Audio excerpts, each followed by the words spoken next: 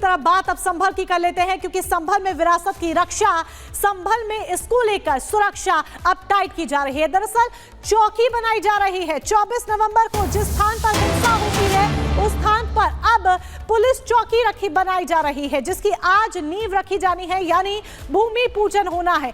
मतलब सीधा है, संदेश सीधा है, साफ सीधे तौर पर पिक्चर क्लियर है कि 24 घंटे पुलिस निगरानी रखेगी हर उस एक शख्स पर जो संभल का माहौल बिगाड़ने की कोशिश में लगा है, या संभल का माहौल बिगाड़ना चाहता है, या फिर कानून को हल्के में ले रहा है, या फिर कानून की आड़ में कानून को नजरअंदाज करके कोई अराजकता फैलाना चाहता है। कानून को नजरअंदाज करते हुए ऐसों की धरपकड़ लगातार पुलिस करती जा रही है और संभल में पुलिस चौकी बनाई जाएगी। 24 नवंबर को जिस तरीके से हिंसा हुई उसके बाद प्रशासन की तरफ से एक के बाद एक बड़े कदम उठाए जा रहे हैं, जहां ताबड़तोड़ गिरफ्तारियों को अंजाम दिया जा रहा है, एक्शन लिया जा रहा है, तो वहीं निगरानी भी अब रखी जा रही है, जिसके बाद आज का दिन अहम हो जाता है, क्योंकि आज के दिन भूमि पूजन है। भूमि पूजन होना है, नींव रखी जानी है, पुलिस चौकी का निर्माण किया जाएगा।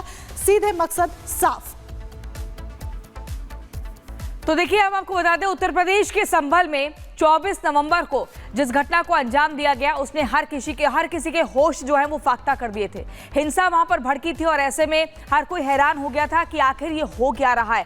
कानून व्यवस्था की जमकर धज्जियां उड़ाई गई और 1 महीने से ज्यादा का वक्त हो चला है। अभी भी लगातार यही कोशिश है कि संभल में स्थिति बेहतर बनी रहे कानून के लिहाज से। क्या कुछ पूरी जानकारी इस रिपोर्ट के जरिए देखिए।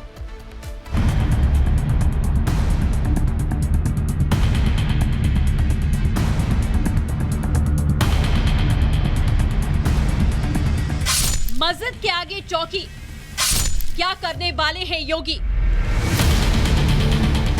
संभल में सीक्रेट प्लान क्या?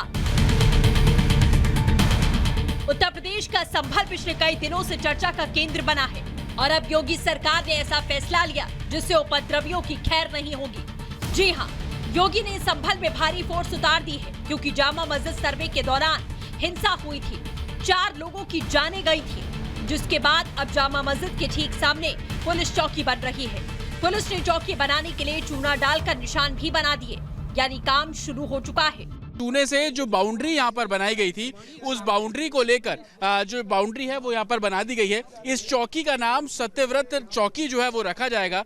ठीक शाही जामा मस्जिद के सामने ये जो खाली मैदान है वहां पर ये चौकी बनाई जाएगी। शाही जामा मस्जिद के बाहर एक पुलिस चौकी होनी चाहिए और उसी को लेकर अब यहाँ पर जो मैपिंग है वो की गई है। आप ये देखेंगे कि चूने से इस पूरे ग्राउंड में जो एक तरीके से बाउंड्री है वो बनाने की कवायद यहाँ पर शुरू की गई है और इस जगह पर जहाँ पर अभी मैं खड़ा हूँ यहाँ पर ही पुलिस चौकी बनाने का जो काम है वो पुलिस प्रशासन द्वारा किया जा रहा है। मस्जिद के पास सुरक्षा के लिए बन रही चौकी के लिए मैदान में काम जारी है। इसके लिए योगी बाबा ने अपना बुलडोजर भी उतार दिया है।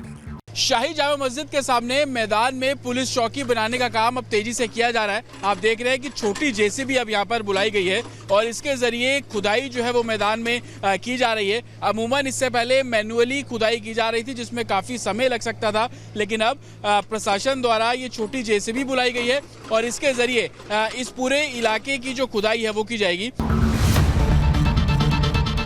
मस्जिद के ठीक सामने पुलिस चौकी बनाए जाने के कदम पर अब मस्जिद पक्ष का बयान आया।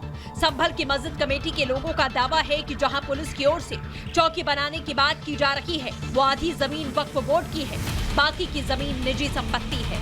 जामा मस्जिद और परिसर और उसके आसपास जो एक मिश्रित आबादी है, सुरक्षा व्यवस्था के लिए यह चौकी अनिवार्य है। राजस्व विभाग द्वारा इस बारे में अवगत कराया गया है। 300 स्क्वायर मीटर भूमि खाली है, उनको उतार दी गई है। लोगों पर भी नज़र रखना, एलो बनाए रखना, एक मिश्रित आबादी में एक विश्वास पैदा करना सभी चीज़ों के लिए ज़रूरी है। इसीलिए चौकी यहाँ स्थापित की जा रही है। संभल की सुरक्षा के लिए पुलिस ने अपना नया डेरा डाल लिया है, यानी मंदिर कुएं बावड़ी मिलने के बाद क्या ये इशारा है कि योगी का फोकस संभल से हटने वाला नहीं है? Bureau report, Republic Bharat. और जतिन संभल से हमारे साथ लाइव जुड़ चुके हैं। जतिन, आज नींव रखी जानी है, भूमि पूजन होना है, किस तरह की तस्वीर आप वहां पर देख पा रहे हैं? इसके साथ ही योगी सरकार ने कहीं ना कहीं एक बार फिर से लाउड एंड क्लियर मैसेज दे दिया है, अपना मोटिव कन्वे कर दिया है कि जो अपराधी हैं उनको बख्शा नहीं जाएगा।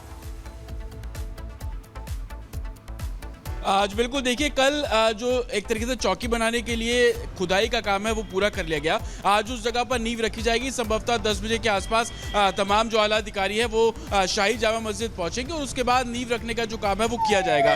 इसके जरिए दो बड़ी बातें प्रशासन दिखाना चाह रहा है। एक कि पूरे इलाके में लॉ एंड ऑर्डर को ये चौकी महत्वपूर्ण भूमिका निभाएगी और जिस तरीके से शाही जामा मस्जिद के पास सिक्योरिटी डिप्लॉयमेंट रहता है तो उनको एक आश्रय मिल जाएगा। तो दो बड़ी बातें हैं और इसी को देखते हुए चौकी बनाने का जो फैसला है वो संभल एडमिनिस्ट्रेशन ने इस पूरे मामले में लिया है। साथ ही जिस जगह पे शाही जामा मस्जिद है वहां पर फुटफॉल सबसे ज्यादा होता है, तो इस चौकी के जरिए उन सभी लोगों का सर्विलांस करना हो, उन पर नजर रखना हो और मस्जिद में जाने वाले लोगों की सिक्योरिटी भी एक बड़ा मुद्दा है और यही कारण है कि वहां पर चौकी का जो निर्माण है वो किया जा रहा है। अब से थोड़ी देर बाद तमाम जो सीनियर ऑफिसर्स हैं वो पहुंचेंगे, उसके बाद नींव रखने का जो काम है वो किया जाएगा। साथ ही उस चौकी बनाने से पहले आसपास तमाम सीसीटीवी कैमरे लगा लिए गए। कल जिस समय खुदाई का काम शुरू किया गया, रैपिड एक्शन फोर्स को भी वहां पे तैनाती इस लिहाज से कर दी गई ताकि किसी भी तरीके का हुड़दंग वहां पर न हो सके, क्योंकि शुरुआत में ऐसी तस्वीरें देखी गई कि लोग इकट्ठा होना शुरू हुए और कहीं ना कहीं चौकी बनाने का विरोध करते हुए भी नजर आ रहे थे। जमीन को लेकर विवाद होना शुरू हुआ, लेकिन पुलिस प्रशासन का साफ कहना है कि जिस जमीन पर चौकी बन रही है वो किसी की निजी जमीन नहीं है। जो पेपर्स दिखाए गए वो पेपर्स इस कंसर्न जमीन के नहीं थे और यही कारण है कि ठीक है जतिन, महत्वपूर्ण जानकारी आप दे रहे हैं। फिलहाल हमारे साथ बने रहिए। एक और जानकारी अपने दर्शकों को दे दें। संभल हिंसा मामले में दिल्ली से गिरफ्तारी हुई है। ये बहुत बड़ा अपडेट हम आपको बता रहे हैं। संभल हिंसा जिन्होंने भड़काई थी उसमें एक आरोपी दिल्ली का भी बताया जा रहा है। गिरफ्तारी दिल्ली के बाटला हाउस से बताई जा रही है। ये बड़ी खबर आपको बता रहे हैं। पुलिस ने आरोपी अदनान को गिरफ्तार कर लिया है। दीप सराय इलाके का रहने वाला है ये अदनान, जो राजधानी दिल्ली के दीप सराय से गिरफ्तार होता है। तो अदनान की गिरफ्तारी हुई है और अदनान की गिरफ्तारी के साथ ही 50 आरोपी गिरफ्तार हो चुके हैं, लेकिन कितने फरार हैं ये सवाल अभी भी बना हुआ है। संभल हिंसा मामले में 2 और गिरफ्तारियां हो चुकी हैं। अभी प्रियंका ने भी आपको जानकारी दी कि अदनान की भी गिरफ्तारी हुई है। हिंसा के बाद से आरोपी अदनान फरार चल रहा था। दिल्ली के बाटला हाउस में अदनान छिपा हुआ था, आरोपी छिपा हुआ था और यहीं से गिरफ्तारी हुई है। दीपासराय इलाके का रहने वाला है अदनान, जिसकी गिरफ्तारी दिल्ली से की गई है।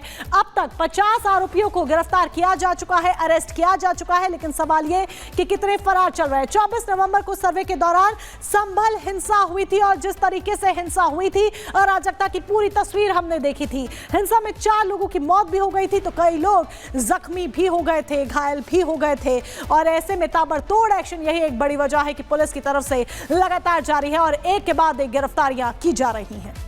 और जतिन हमारे संवाददाता संभल से लगातार बने हुए हैं। जतिन, 50 लोगों की अब तक गिरफ्तारी हो चुकी है, लेकिन हैरानी ये कि एक आरोपी राजधानी दिल्ली के दीपासराय इलाके से भी गिरफ्तार होता है, जिसका नाम अदनान बताया जा रहा है। अभी और कितनी गिरफ्तारियां होनी बाकी हैं? आज बिल्कुल देखिए, दीपासराय इलाका दरअसल संभल के अंदर है, लेकिन अदनान की जो गिरफ्तारी हुई वो जामिया के बाटला हाउस से गिरफ्तारी हुई है। पुलिस को इस बात की जानकारी मिली कि 24 नवंबर को संभल में जो हिंसा हुई उसके बाद से अदनान दिल्ली जाकर छिप गया है। संभल पुलिस जो है वो दिल्ली पहुंची। बाटला हाउस से ही अदनान की गिरफ्तारी की गई है, जो कि दिल्ली के जामिया इलाके में पड़ता है। उसको संभल लाया गया। दीपासराय इलाके के बारे में आपको बताएं तो सांसद जियाउर रहमान का गढ़ है दीपासराय इलाका। हालांकि अदनान एक महत्वपूर्ण रोल है। जो सोर्सेज से हमारी बात हुई है, अदनान कई बड़े लोगों से मिला हुआ था। किसके कहने पर अदनान ने हिंसा की उसको लेकर अभी जांच जो है वो की जा रही है।